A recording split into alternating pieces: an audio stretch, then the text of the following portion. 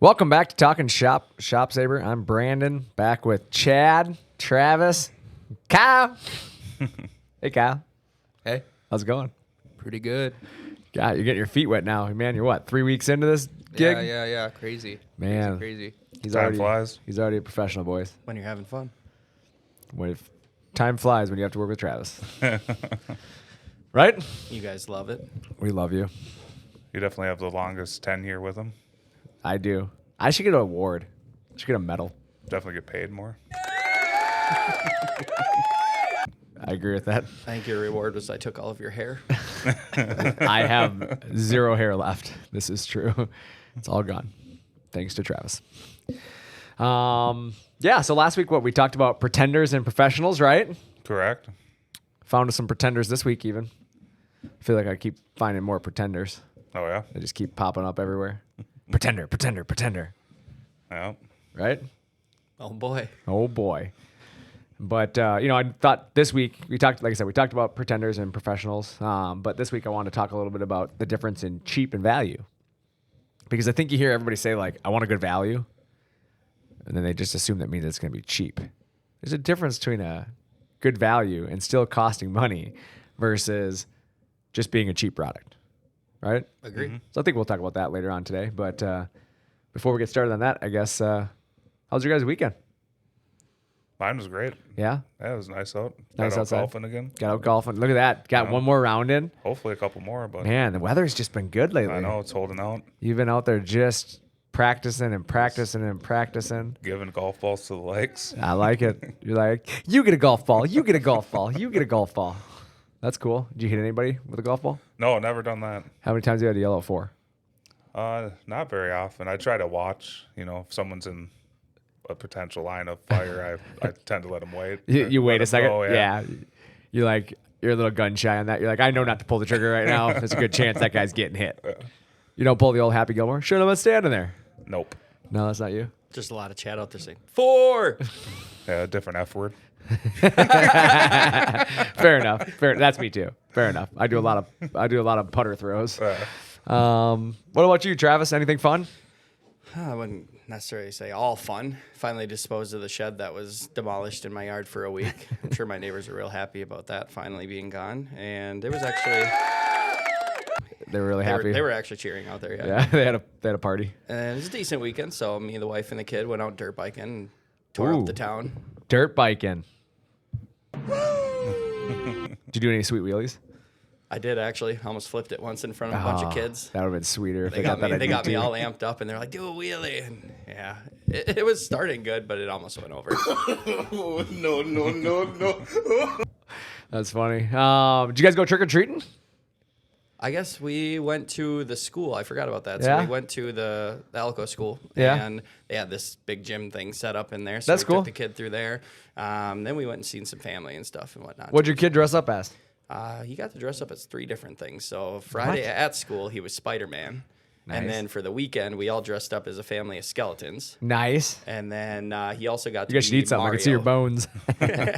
I'm sorry, what was that? And then he was also Mario. Mario? Yeah. Sweet. So actually on Halloween, he was Mario. Nice. Chad, did you dress up this year? Nope. No. Kyle, Maybe, did you dress up? possibly. Anything cool? Well, there was a Stranger Things kind of themed party this Nice. weekend. That was nice. How about a beer? Did you have one of those? A lot of beer. I Much like beer. it. Get I some like jungle juice. it. Jungle juice. Yeah. That sounds like a good time. That sounds like I can't partake in that kind of event. Yeah. What is jungle juice? Jungle juice. Do I want to ask what jungle juice is? It just contains a lot of Everclear and an assortment of fruity products and more alcohol. It was pretty garbage, but it was also It's pretty garbage, he says. very useful. I'll just have 4 to 5 beers to stop the shaking, and then I'll go outside. So, needless to say, you had some fun. Correct. Well, my kids dressed up as a Spider-Man and a puppy. And my son, and my 2 sons, both of them, tried to race each other to every door. A puppy can't run as good as you think he can. He ate it. And face first in the driveway of this guy's house. Like, you gotta remember, these are longer driveways. We're out in the country, so drivers aren't really short. So he was running quite a ways, him and his brother, and yeah, he He tripped, ate it face first, and he just didn't move. Like he hit the ground and it was just like laying there, like no movement. I'm like, I should go check on him. So I started, kind of jogging up there to go see if he's alive. And he just pops up like nothing happened and took off running again. Now he just was laying there for no reason. And I was like, oh, either he was out cold and then he woke up and realized what happened and he was running, but seemed fine. And then, so I put him in the side-by-side and we were driving. And he decided he wasn't going to hold on anymore. And when the side-by-side came to a stop, he did not. And he hit his head on the windshield of the side-by-side then. So I'm like, man, I'm 2 for 2 with you tonight. Like, we can't keep doing this. But he had fun. He got lots of candy. So That's awesome. that was my excitement for the weekend was my youngest decided to have a little demolition derby with his face. So that What'd was, you dress up as? I dressed up as a unicorn here at work. Oh, yeah. Yep, I was a unicorn here at work. And I just played the dad role on Halloween. I drove the side-by-side and made sure I got him to every house on time. We have some cool neighbors that do some haunted house things, so you get to like go through a haunted house thing. So that was pretty cool. They got to do That's some of that awesome. stuff. They're finally old enough to like enjoy that stuff. Not just get scared. Yeah, exactly. Like before they were so young, they didn't want to do any of that stuff. So now they're old enough that they both wanted to do it. So we got to go actually spend some time outside. And it was a nice day. Like, it was really nice out. The weather was nice this year. So we didn't have to like have a bunch of jackets and stuff on. So we got to go have a good time. But we hit every house in the neighborhood. So that was awesome. That's awesome. Every single one of them. So you got to love that. We got more candy than we know what to do with. But yeah, so they're pretty happy about that. And then hockey started. So we have hockey tryouts this weekend. So that was my weekend. Fun stuff. Yep. Hockey, and more hockey. Racing You'll be ends and busy. hockey starts. That's exactly it. Racing ends, hockey starts. Did you see that guy run into the wall? I did. Did you see that, man? That was crazy. I mean, it's going to change sports forever, but it was pretty awesome. It was pretty awesome to watch that move. Like, I'm telling you right now, when that guy walks, it clanks. Because that dude, that was a sweet move. Like, wide open into the corner, full send. If they let me into one of those cars, that's what I'm That's doing. what I worry about. That's what I'm saying is everybody's going to try it now. Video games. He admitted to it that he learned it from video games. Like, how And cool is that? Call out the GameCube. Yeah, he's like GameCube 2005. Like, sweet. It's my wheelhouse. Yeah, my wheelhouse too. But I suppose we should probably get started on this thing, huh? Oh, yeah. Yeah, I suppose we got topics to talk about, right? Can't just talk about sports the whole time. But yeah, so, let's talk a little bit about the topic today. So the topic that we went with, like I said, is the difference between cheap and value. And honestly, this topic excites me just as much as some of these other topics have because, again, the world's changing. We all know that. But people are being cheap, like just being honest, like, gives us a chance to talk about the cheap people out there, because if you're cheap, this episode's for you. Like, you need to listen to it because there's a difference between being cheap and looking for, a good value. And being cheap isn't always a good thing. Like, it a lot of times ends up costing you more in the long run. And that's why I think we should really talk about it. And, it's something that I just wanted to kind of get your guys' opinion on, I guess, is, what's your guys' opinion of value versus cheap? I think value is what you get, and cheap is the price you pay. Not everything that costs the same, you get the same value. Value agree. is really what you get. I love it. No, that's awesome. Yeah, Travis, what do you think about value versus cheap? I guess what comes to mind about that to you? Well, the first thing I think about is, in machinery, obviously that's what we're doing. Yeah. You're looking at frames. Yeah. Well, first thing you got to look at is it actually a steel welded frame or is it an extruded aluminum frame? Yeah. You can't get a good quality frame and cheap price. You're Yeah. going to get usually the kit machines. Yeah. Motors, a stepper motor versus a servo motor.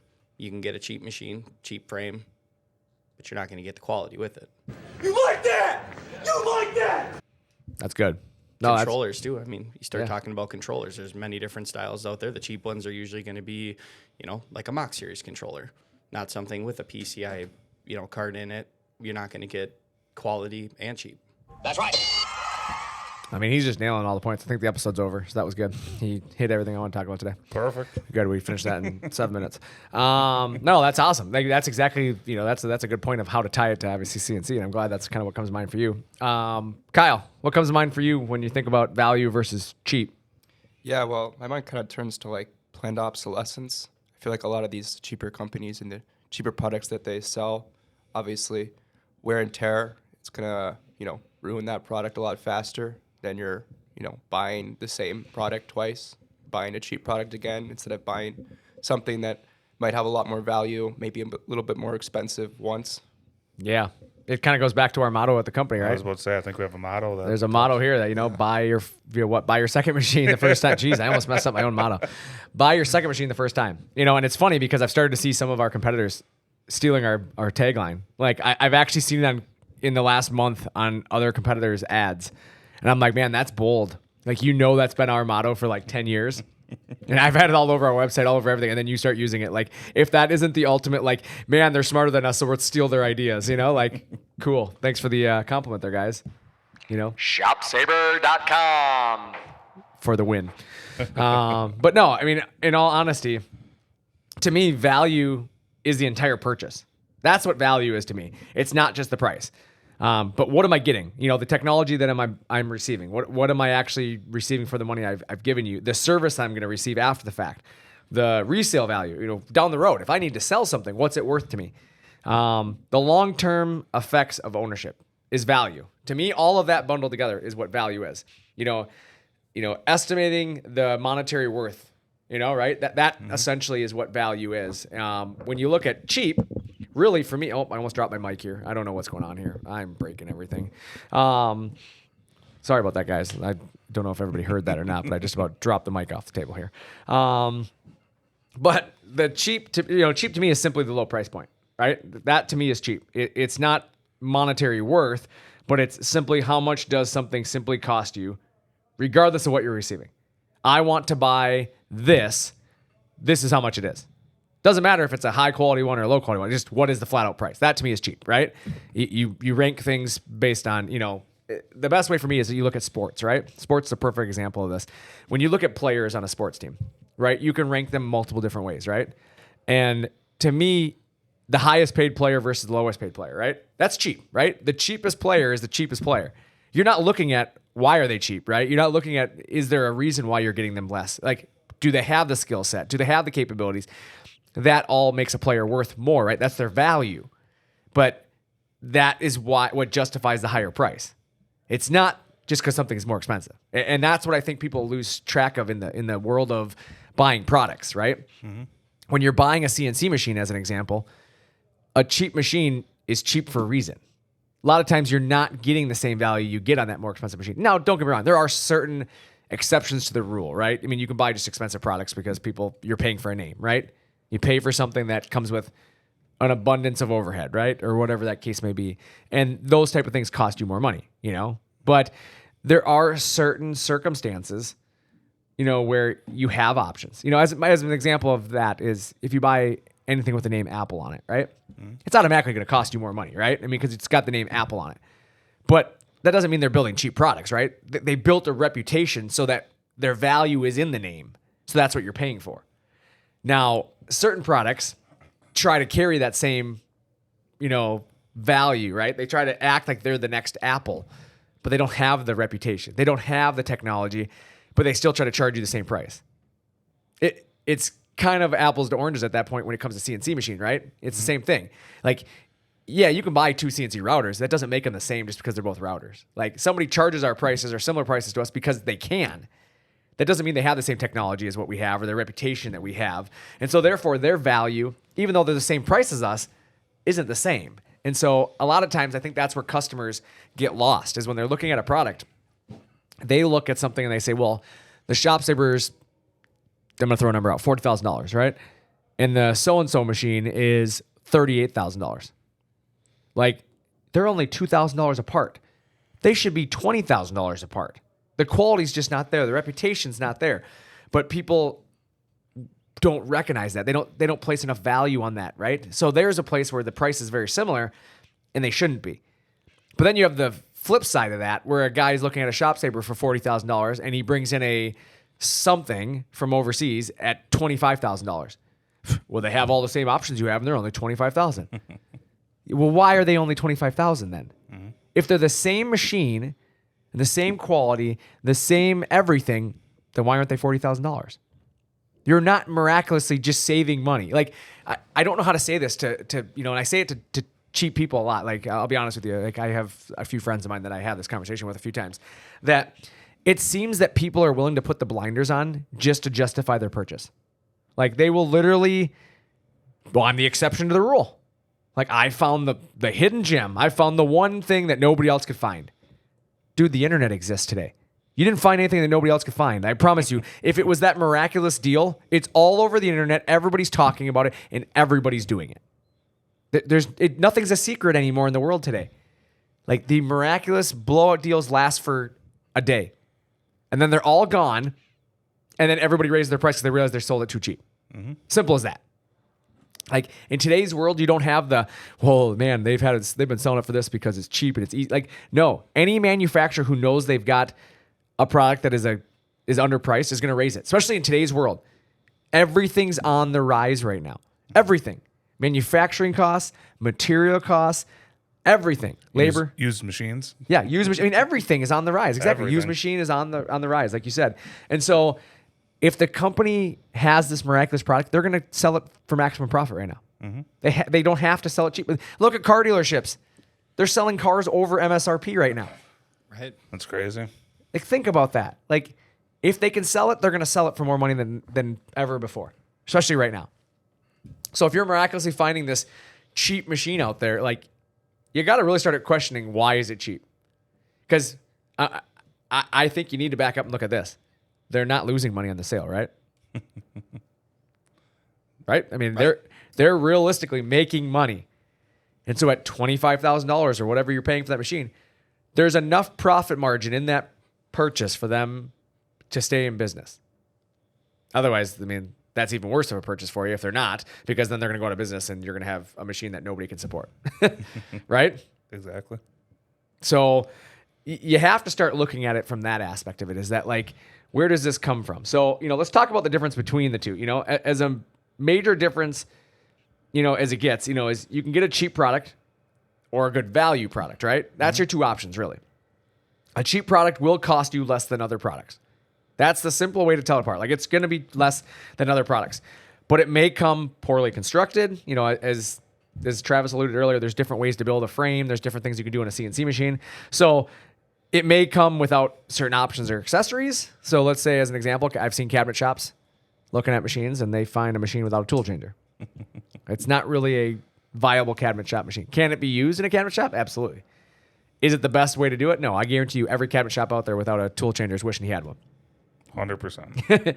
So, it's one of those things where it may come without something that you don't realize it comes without. Or, it may just come without the support and the training. Like, some of that's worth mentioning. A good value may still come at a lower price point, right?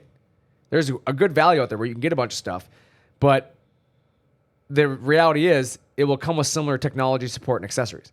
When you break it down line by line, and that doesn't mean like, well, they both have tool changers. What tool changer do they have? What's the brand? What's the spindle make? What's the RPM range? What's the VFD that runs the spindle? Like, break down the actual package. If everything matches there, then you found a good deal. But I'm willing to bet you, if you take a $25,000 machine and a $40,000 machine, or a $60,000 machine and a $40,000 machine, and you start comparing them head to head, you're going to find differences. There's something not the same there. And that's why you're paying less. You're not paying less because you found the needle in the haystack. You're paying less because you gave up something. Simple as that for me. And, if it doesn't come with similar technology, support, accessories, then that's why they're charging you less. Then you have to determine, am I willing to give that up? That's your decision to make. Am I okay with sacrificing that? And what's the long-term effects of sacrificing that? When you're looking at buying something today, you really need to be looking at the whole purchase itself, right? The whole purchase itself, your customers are doing the same thing to you, right? Mm-hmm. Or hopefully they are, at least, right? And hopefully you're taking the time to explain yourself. I mean, most people, you're trying to sell the value of your company, right? Correct. If I'm getting cabinets made or I'm getting signs made, the reality is your customers are going to probably ask you questions about your products, right? 100%. So as you start looking at it, you should be asking yourself as a buyer, why is this product cheap, right? And expect that answer. Ask the sales guy why the product's cheap. See what he gives you for an answer. That's a good point. You put them on the spot. I want to see how they're going to respond. If you walk up to them and say, how come your product's so cheap? Make them answer that. What's the answer? Just because it is? It's not a real good answer, is it? Like, see what the real answer is, why they're so much cheaper. What is the advantage of their product versus another product? Put them head to head. Ask them for advantages and see if they spend more time slamming the other competitor or if they actually explain to you what they do. Because a sales guy who has no idea why his advantages is going to play big dog, right? Bark really loud, make the other person look like, oh, that machine's terrible. No. You shouldn't have to slam the competitor. You should be able to tell us what sets your machine apart, right? Or your product apart. As an example, cabinet maker, building cabinets. You can tell me what makes your cabinets better than everybody else's, right? Right. That might mean you tell me some of the negatives about your competitor, but you're not sitting there just trashing the competitor, but you're more or less telling me what you do better, right? Yep. We make our backs out of 1/2 inch. A lot of competitors make them out of 1/4 inch. We do it that way because of this, or vice versa. We make them out of this material instead of that material because it's stronger. They're going to have a reason for it. And that's something that I think you need to look at is, what am I receiving with this? What can the other product not provide me, right? What are some things that you guys think about or you think should be thought about when considering a purchase right now? Getting the correct options. Yeah. Like you were saying, just because both machines have a vacuum doesn't mean it's the correct vacuum to do the job that you want to do. Vacuum pumps have different ratings as far as CFM, HG, or pressure that do different tasks better than others. So you really got to figure out what the person's doing and quote the correct vacuum pump, not just quote one because, the person needs vacuum. I agree with that. Yeah, I think that's huge.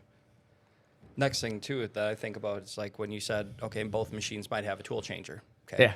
Our machine's going to have AC closed loop digital servos. Theirs has stepper motors.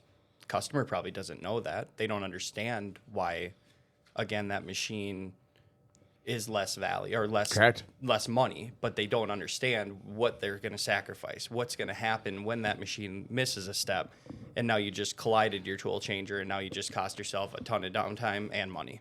So you're telling me that every customer doesn't understand what a difference between an AC servo and a stepper motor is? The majority of customers don't even ask the question. They don't know what to ask. Isn't that crazy?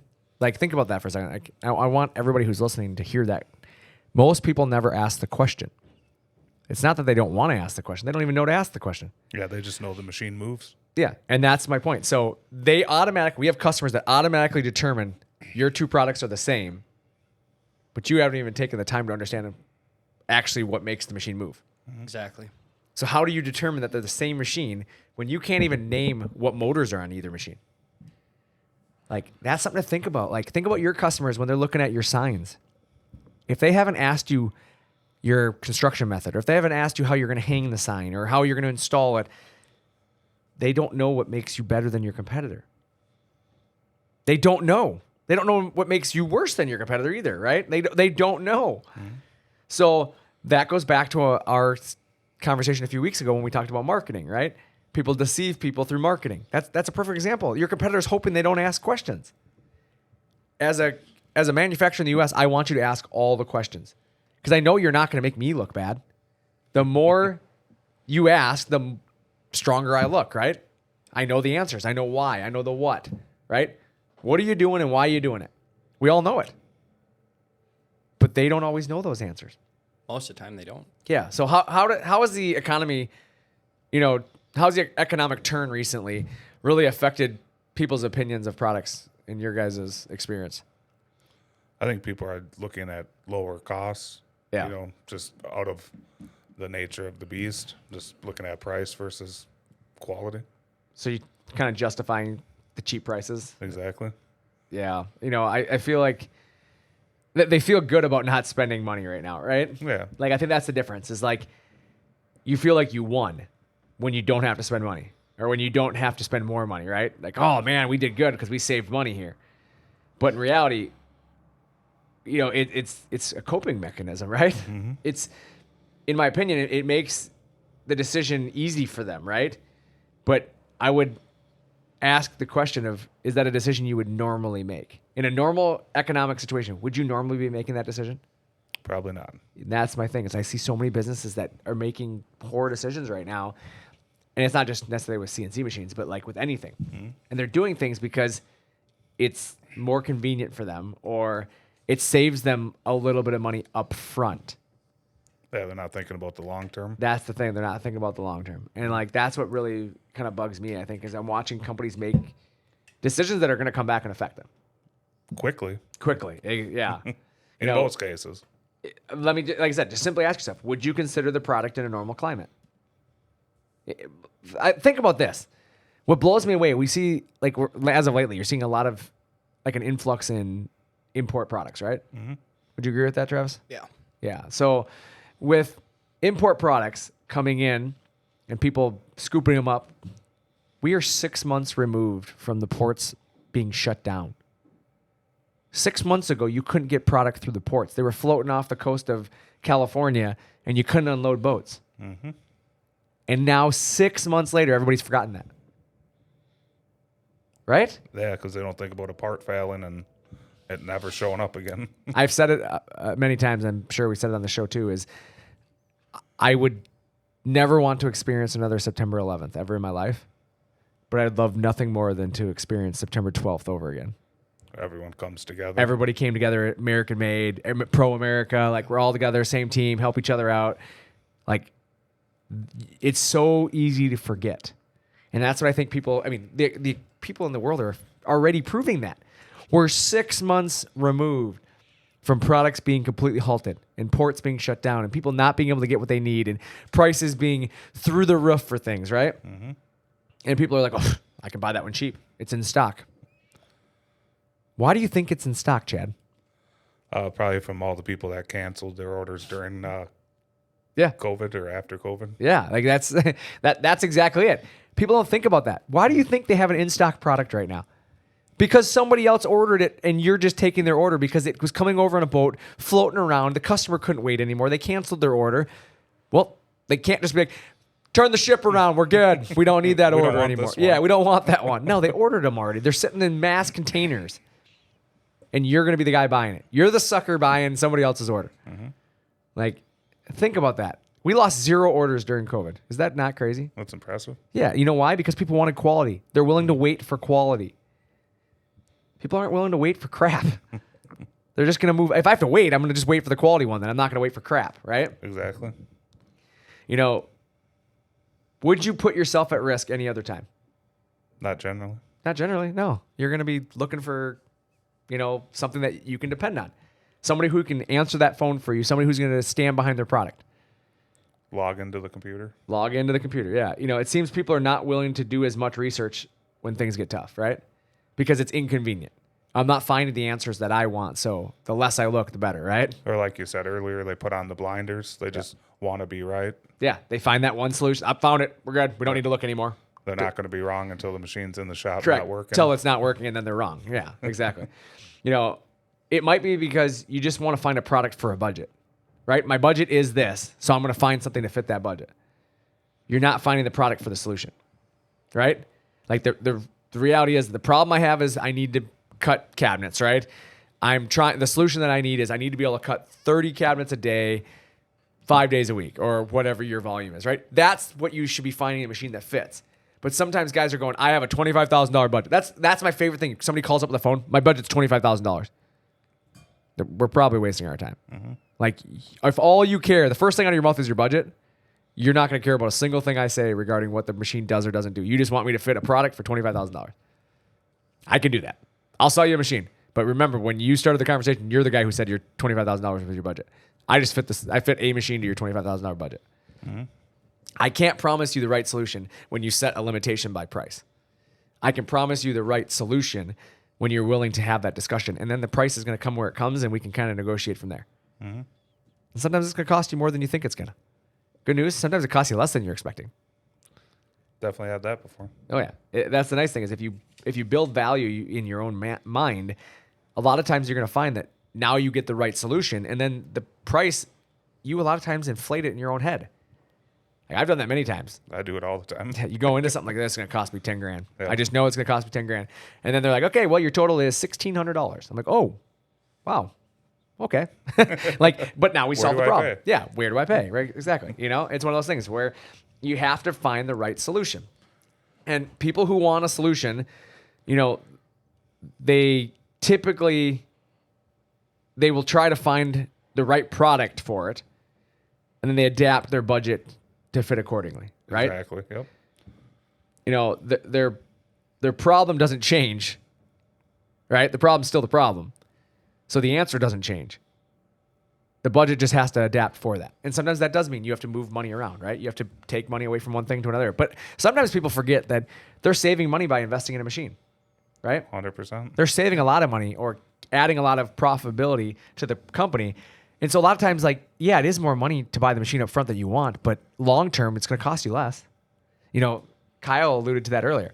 He said, you know, people end up buying a product, saving some money up front, and then they end up having to buy another product again. Was that really cheaper product now? No. No, because again, going back to what we said at the beginning of the episode, when I said, you know, as a reminder, value to me is the entire purchase, right? It's the technology you received, it's the service you received, but it's also the resale value. If I buy a piece of equipment from ShopSaver and I go to sell it here in a year or two because I get that project done, it holds its value very well. If I buy a CNC machine from Alibaba, right? Those import products off that website are cheap. I can't resell them for premium. People see that. I'm not going to pay you premium for something that came out of China that I can't get any support on anyways. Why would I pay you a premium on that? But if I can buy a product out of a well-respected company like ShopSaver who can provide support and can get me parts if I need something, it's probably worth a little bit more to me, right? As a reseller? 100%. Absolutely. So even on the used market, you start to see that. Like, there's still not a lot of used machines out there for our brand. Not for us. Yeah, I mean, there's a lot of machines out there. There's a lot of but machines out there. most of them are import products. There's a lot of import products on the used market right now. For a premium. For a premium, exactly, because people are like, oh man, prices went up. I can afford to charge more for this. Mm-hmm. Like, man, like you're just giving them the old It's screwdriver. shocking some days. It is. I see some. I do too. Like, I've had customers email us like, "Oh, I'm looking at buying this machine," and you look at the price, and I'm like, "Seriously?" That's more than the guy paid a year ago. Like, for it. yeah, I can look at that. I'm like, man, like you can dang near buy a new one for that. You know, like, Some of these guys are within $5,000 of a brand new machine. isn't that crazy? And a brand new machine comes with warranty, comes with support, comes with all the other stuff, the newest technology. Like, you're literally paying somebody for all the time they used on that machine, and you got none of the benefits. None of them. Because now, think about this resale value again. You got to go sell it. You're the third owner. They're the third owner. Excuse me. The buyer now is going to be the third owner. You're the reseller to them. Like, they're not going to pay you premium. You're going to lose more money. 100%. Yep. So you got to think about that stuff. Like, as you start looking at it, you know, where are we at in the world today? Well, we're really kind of driving ourselves to chase the dollar. We're not chasing the solution anymore. Or looking in the future. Yeah, like that's the thing. It's like, well, it'll solve itself down the road. Yeah, I'll today, figure it out. The next 3 months, the next year, but what Yeah. about 5 years? When that time comes, I'll figure it out. Like, you hear that so much more now, and it's like, dude, like, you are just setting yourself up for failure. I'll figure it out when the time comes. Well, if you do that with 3 or 4 projects within your company, what if all those things come together at one time? You're in a really bad spot. Or what if that machine goes down during the biggest job of your life? And it's out of China, and there is no support, or you can't get the support, or they discontinued the product. It's not the CNC's reputation that gets hurt. Correct. Nobody cares. Nobody's going to ask, well, what machine of yours went down? They don't care.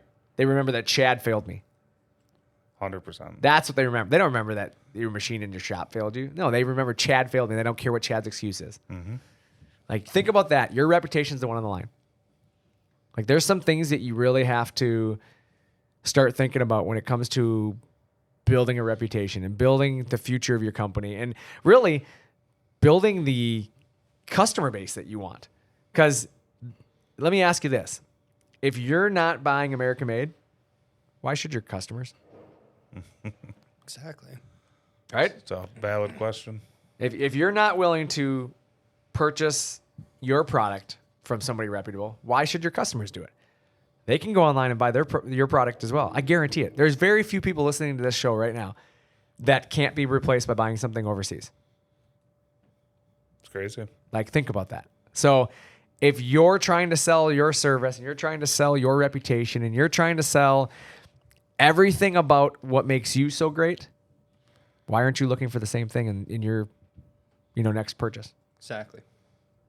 So to me, that's some of the stuff you have to start thinking about, and I don't think this episode can be real long on this. I know it's kind of a shorter episode today, but to me, I wanted to kind of talk a little bit about value and want to talk about being cheap versus looking for value, because I think there's a lot of cheap people out there right now.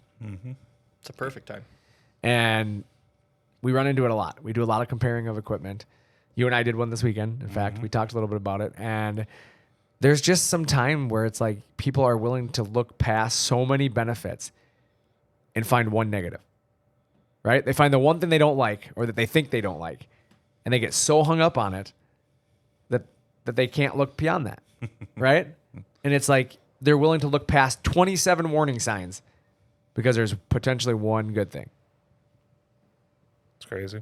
Yeah, and it really is. Like, you have to start thinking about that as your company. Like, yep, you saw the one good thing. It was a cheap machine. But no support, can't get parts, came from overseas. You're assuming that the ports will never get shut down or that the parts will never run out overseas or any of that stuff. The design won't change. But then in 3 years, when they've changed the design overseas and you can't get parts, now you have a machine that nobody's going to help you with. And good luck selling it. And good luck selling it because it's broken, right? You need a part for it. Well, I got this machine. You have to retrofit something to it. I don't know how to make it work. That's a good selling value, right? Like, hey, you want me to pay you a price for something I can't see work and just take your word for it? And I can't call the OEM or I can't call the manufacturer because they're in a different time zone? Or they're just not going to support it, period. Or they just don't support it? Exactly. Period. What if they go out of business? You're trusting companies to do something that weren't around a year ago, It's crazy. right? Probably won't be around in another year. But that's something to think about. Like, there are a lot of companies that have come and gone in the industry. And I'm not just saying our industry, but I'm talking about any industry. Think of, things that come. I mean, perfect example is, when you start looking at cars, Pontiac doesn't exist anymore.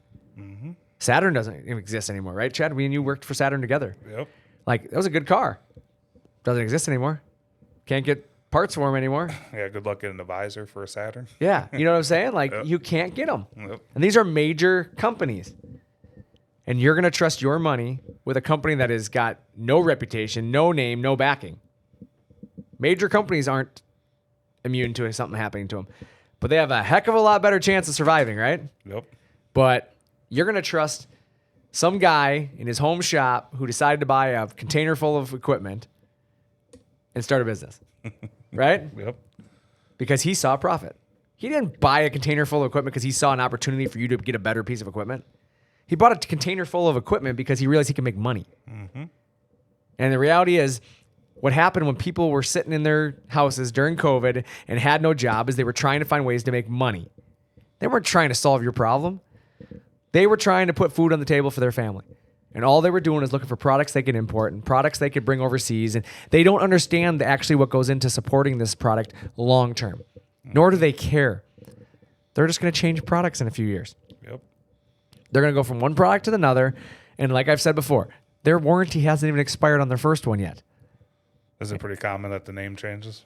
Yeah, it is common. Exactly. Yeah, that's something we've seen too over the years is that certain companies will take on a product and then they go to sell the name, if you will, right? They sell the name to another company or they go to sell a product and then the name does change, right? Something happens and now suddenly they have to resell the product under a different name or they change the product name because the reputation got so bad on the other one that we'll just flip names. I've seen it. Yep. I can name a company right now that's changed names 3 times. And every time they pop up, I get a handful of customers. Oh my God, this new machine came out. It's the same company. They just changed the name to run away from the poor reputation they built the last time. Yep. You have to start thinking about that. Companies like us, we've been around 23 years. The name doesn't need to change. We don't run from a name. We're proud of our name. We display our name. We want people to know the name. A lot of people, they don't care if they're selling you an import product. They don't care they'll call it whatever you want to call it, as long as you're buying one, right? 100%. I'll paint it blue, red, green. I don't care.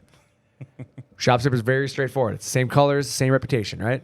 100%. Absolutely. So as you start looking at your companies and you start thinking about what's out there, do you want to be the guy that has a machine sitting in a shop that is just sitting there? Can't run it because it's a big giant paperweight, right? Yep. I thought you were going to say something else there. Nope. I was thinking the same thing. Thought there was going to be a cuss word. Pile of crap. But Sort of. there's those machines out there too. And then there's quality machines. ShopSaver.com. But think about your business. You consider yourself quality. You consider your products quality. Buy quality to build quality, right? Like you got to look at the materials you're buying for your cabinets. You typically buy quality material, right? Construction methods, quality. Why isn't the equipment you're buying quality? Why isn't the support you're expecting quality? Like anybody can tell you what you want to hear over the phone. Not anybody can actually deliver what they say they're going to do. Yep.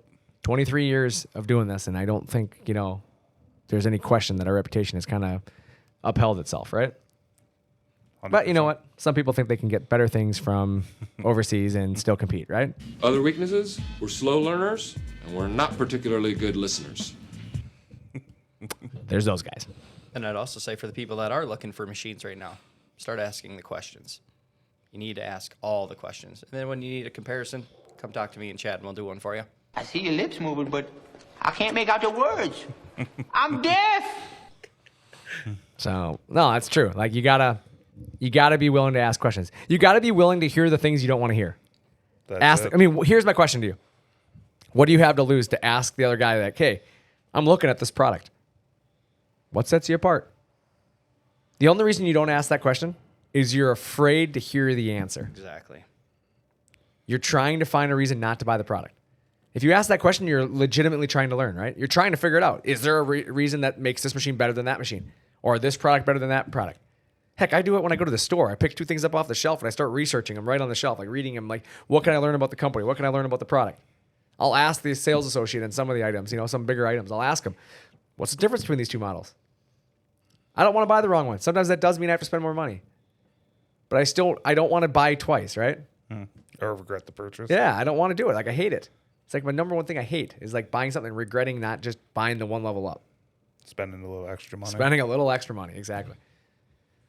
You have to buy twice, you cry twice, right? Mm-hmm. I just want to buy once. And just cry one once. time. Yeah. No matter what, man, I'm cheap. Like, I will say that. I'm a cheap person. I don't like spending money. But if I'm going to spend money, I'm going to go all in. Like, I want to do it the right way because I just don't want to get stuck doing it twice. I've learned that in my life. Like, I've bought so many cheap things when I was younger and always regretted it. Like, they never worked out, ever.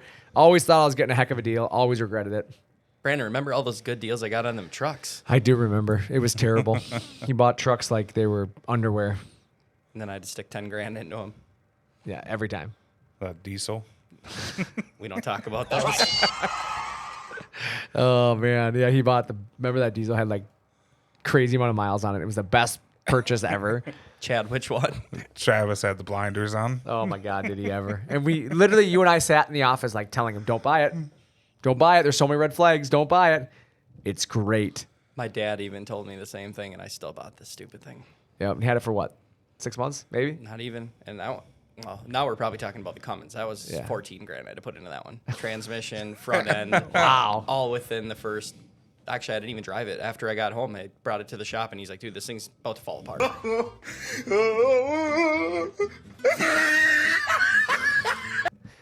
Sorry, I had to.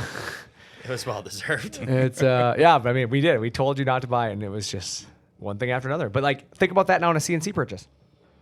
There are guys that do that.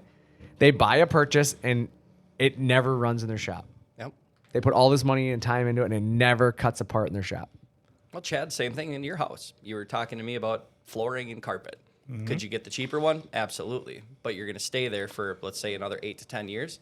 You have to enjoy it. Every time I look at the carpet, I'll think I could have done something better. Exactly. Every single time. Every time. I wasn't going to do that, so Spend the money. spend the money. Now I got the softest floor ever. Soon. It's on order. Gonna have the softest floor ever. That's right. In the coming weeks, I will. Nice. You want to get a dog? No, not at all. And then that way I can pee on your floor. No living things. No Nope. plants, no dogs, no kids. No living things? I thought you were staying there. I'm staying there, but no other living things. No other living things. There's the idea. All right. Well, with that, I'm Brandon. I'm Chad. Travis. Thanks for talking shop with Shop Saver.